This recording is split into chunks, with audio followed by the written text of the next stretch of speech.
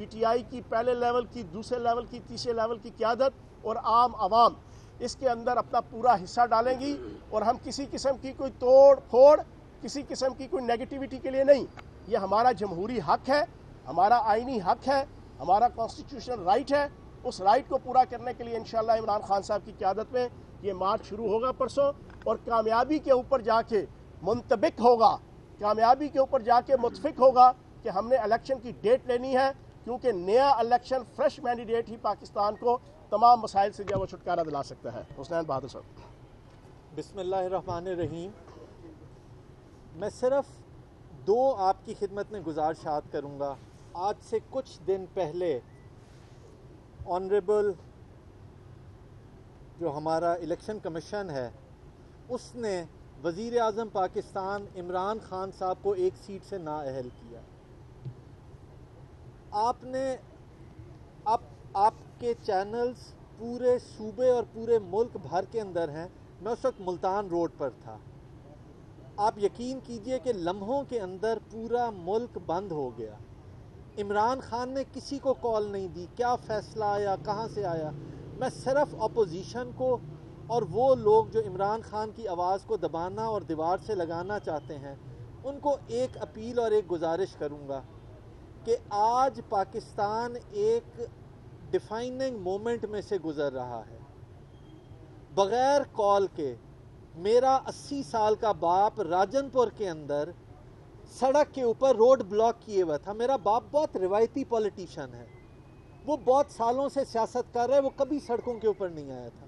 تو میں نے کہا سب سے پہلے میں راجن پور کی خبر لوں. تو مجھے سوشل میڈیا کے اوپر نظر آیا کہ میرے والد صاحب سڑک بلاک کیے ہوئے اور ٹائر جلوانے والوں کے ساتھ تھے. عمر ان کی کتنی ہے؟ 82 سال. کسی نے ان کو نہیں کہا. تو پھر یہ سب کچھ قدرت کر رہی ہے. ہر ایک نے فوت ہونا ہے. ارشد شریف نے تا حیات زندہ نہیں رہنا تھا. ارشد شریف کو بھی ایک دن اوپر ضرور جانا تھا. ارشد شریف کا جو بےایمانہ قتل ہوا ہے اور اس کے اوپر جس طریقے سے لیڈرشپ جو کہ مختلف خیالات رکھتی ہے انہوں نے ٹویٹس کیے ہیں. تو میں آپ کو بتا رہا ہوں میرے ذہن کے اندر جب میں نے وہ ٹویٹ پڑھا تو میرے ذہن میں کیا نام آیا؟ میرے ذہن کے اندر نام ہندا کا آیا، جو ہم بچپن میں ایک کہانی پڑھتے تھے کہ حضرت امیر حمزہ کا کلیجہ چبایا تھا کسی نے. یعنی اللہ تعالیٰ یہ سارے کام اپوزیشن سے کروا رہا ہے اور موجودہ حکومت سے کروا رہا ہے. جو لوگ ملک کے لوگوں کا کلیجہ کاٹتے رہے ہیں اب وہ آہستہ آہستہ ایکسپوز ہوتے جا رہے ہیں لوگوں کے سامنے. تو میری کمٹمنٹ ہے عمران خان صاحب کے ساتھ. ہمارا ضلع فلڈ زدہ ضلع ہے اور آج میں ذمہ داری سے کہہ رہا ہوں کہ ہمارا ضلع راجن پور اس لانگ مارچ میں اس طریقے سے پارٹیسپیٹ کرے گا جس طرح وہ ضلع کریں گے جہاں پر فلڈ نہیں آیا ہوا. اگر ہمارے جیسے ضلع کے اندر لوگوں کے یہ جذبات ہیں تو آپ سوچ لیجئے کہ جو باقی اضلاع ہیں وہاں پر لوگ کتنے بے چین ہیں اپنے آپ کو حقیقی آزادی دلانے کے لیے اور غلامی کی یہ جو سوچ کی زنجیریں ہیں ان کو توڑنے کے لیے. چوہان صاحب یہ بتائیے گا کہ آپ ترجمان وزیر پنجاب ہیں اور ترجمان وزیر پنجاب ہونے کی حیثیت سے 14 فیز لائی ہیں تو کہاں سے شرکت کریں گے؟ لانگ مارچ میں لبرٹی سے آپ سب کے ساتھ ہوں گے یا ان کا کوئی اور پلان ہے؟ بہت اچھا سوال پوچھا جی آپ نے. سوال ہمیشہ آپ بڑے بڑے لوگوں کے حوالے سے ہی پوچھتے ہیں، چھوٹے حوالوں سے کبھی بھی عمران بھٹی صاحب سوال نہیں پوچھتے. انشاءاللہ چودھری پرویز لائی صاحب دامے درمے سکھنے بزرگ ہونے کے باوجود، ادھیڑ عمر ہونے کے باوجود انشاءاللہ پوری صلاحیتوں کے ساتھ، پورے جذبے کے ساتھ عمران خان صاحب کے ساتھ کھڑے ہیں اور عمران خان صاحب کی پالیسی اور عمران خان صاحب کی اسٹریٹجی کے مطابق انشاءاللہ پرفارم کریں گے. چوہان صاحب یہ بتائیے گا کہ الیکشن کمیشن کے فیصلے کے بعد جو عمران خان کے سیاسی کردار کے اوپر ایک دبا لگا ہے وہ نااہلی کا دبا کس طرح سے دور پائے گا؟ کیا یہ لانگ مارچ اس میں کوئی کارآمد ثابت ہوگا؟ پہلی بات تو یہ ہے کہ اطہر من اللہ صاحب جو اسلام آباد ہائی کورٹ کے چیف جسٹس ہیں انہوں نے اپنی رولنگ کے اندر کلیئر کر دیا یہ ایک دفعہ کی جناب نااہلی ہے، ختم، بس کیس ختم ہو گیا، فنش ہو گیا. اگلا جو قومی ایجنسی کا الیکشن ہے اس کے اندر جناب وہ الیکشن لڑیں گے، وہاں پہ ان کے کاغذات نامزدگی منظور ہوں گے. تو اصل میں نون لیگ کے جو ہمارے پٹواری ہیں ان کو سمجھ دیر میں آتا ہے. یہ وقت سے پہلے ہی جناب دونوں ہاتھ اوپر کر کے اور ایک ٹانگ اونچا کر کے جناب لڑیاں ڈالنا شروع کر دیتے ہیں. جب اس کا انگلش سے اردو ترجمہ ہوتا ہے یا انگلش سے عربی ترجمہ ہوتا ہے تو پھر ان کو سمجھ میں آتا ہے. جیسے وہ پاناما کا جو پہلا فیصلہ آیا تھا جس میں جی آئی ٹی بنی تھی اور اس میں جناب وہ خواجہ آصف، دانیال چودھری، سعد رفیق ساری دنیا کے سامنے ہے وہ ان کی فوٹو کے دونوں ہاتھ اوپر اور ایک ٹانگ اوپر کر کے جناب لڑیاں ڈال رہے تھے. اور میرے خیال انہوں نے بھیجا قطری سفارت خانے کو، تو 3 گھنٹے بعد جناب اس کا ترجمہ آیا کہ حاضہ فیصلۃ شدید چھتر کثیر ظلم عظیم. اس کے بعد ان کے چہرے لٹکے تھے. تو ان کو سمجھ دیر میں آتی ہے جناب. وہ پہلے تو بڑے خوش ہوئے، بعد میں پتہ چلا یار یہ تو کچھ بھی نہیں ہے. لیکن یہ بھی جو ایک دفعہ کا ہوا ہے یہ انشاءاللہ لاہور اسلام آباد ہائی کورٹ کے اندر وہ بھی نل اینڈ وائٹ ہو جائے گا. اچھا، رانا ثناء اللہ صاحب نے دھمکی دی ہے.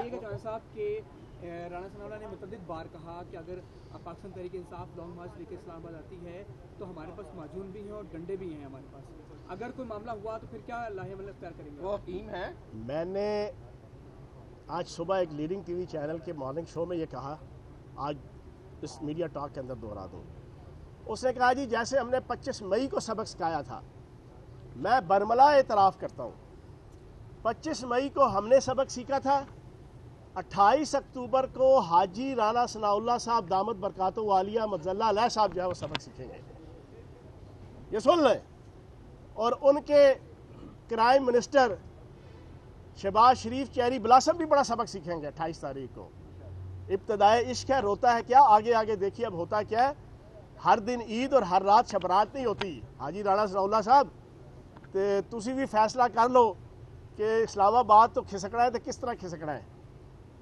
ہیلی کاپٹر کے ذریعے کھسکنا ہے یا کسی طیارے کے ذریعے سے آپ نے بھاگنا ہے، یہ ذرا فیصلہ کر لو.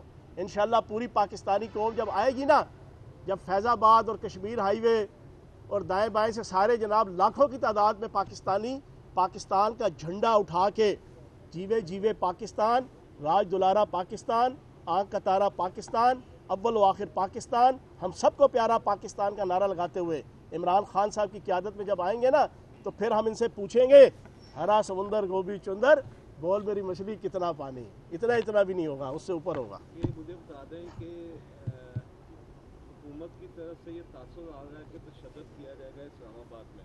پاکستان کا آئین اور قانون اجازت دیتا ہے کسی شہری کو بھی احتجاج کرنے کا پرامن. پی ٹی آئی نے اناؤنس کر دیا ہے کہ وہ پرامن احتجاج کریں گے. اگر تشدد ہوگا تو آپ کا رد عمل کیا ہوگا؟ آپ نے خود سوال کر کے اور بڑا اچھا جواب اس میں دے دیا کہ آئین اور قانون ہمیں اجازت دیتا ہے آزادی اظہار رائے اور جمہوری روایات، آئینی روایات ہمارا رائٹ ہے. 3.5 سال یہ دھرنے کرتے رہے، لانگ مارچ کرتے رہے. یہ چرخہ کاٹنے کے لیے آتے تھے یا بینگن لینے کے لیے آتے تھے جناب اسلام آباد، یا آم چوبنے کے لیے آتے تھے؟ کس مقصد کے لیے آتے تھے؟ ہم تو ان کو فیسیلیٹیٹ کرتے تھے، ہم تو انہیں کنٹینر دیتے تھے، ہم تو ان کے لیے جناب خان صاحب نے ایک دفعہ تو خود مولانا فضل الرحمان صاحب کا جو لانگ مارچ آیا ہوا تھا ایک دفعہ انہوں نے بھی 2 نکالے. اس نے بلاول زرداری نے بلا وجہ بھٹو نے بھی 2 نکالے. ہم نے تو نہیں کسی کو رستہ روکا. تو ہمارا رائٹ ہے پہلی چیز. دوسری چیز، میری ساری زندگی دھرنے ایجیٹیشن پالیٹکس میں گزری ہے. 50,000 بندہ، صرف 50,000.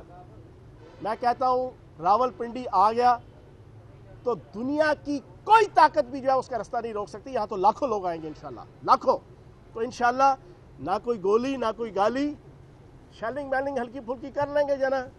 جنید صفدر کی جنا مہندی کی یاد تازہ کرنے کے لیے وہ کر لیں جنا جو انہوں نے دل پشوری کرنی ہے. لیکن جناب والا اس دفعہ الیکشن کی تاریخ لیے بغیر یہاں سے انشاءاللہ واپس نہیں جائیں گے. صاحب یہ بتا دیں کہ سیاسی جدوجہد سے آج تک پاکستان کی ہسٹری میں کوئی حکومت نہیں گئی. آپ کے پاس کیا فارمولہ ہے کہ آپ یہ سیاسی جدوجہد ہٹا دیں گے؟ میرا خیال ہے کہ 5 نومبر 1996 کو بینظیر بھٹو صاحبہ کی حکومت گئی تھی. قاضی حسین احمد صاحب کے 2 دھرنے 24 جون 1996 اور 27, 28, 29 اکتوبر 1996 اس کے ذریعے سے گئی تھی.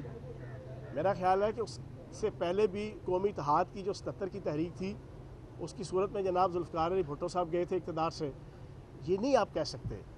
یہ دونوں چیزیں ہیں، 50-50 ہے. لیکن بات یہ ہے کہ آپ کا عزم کیا ہے.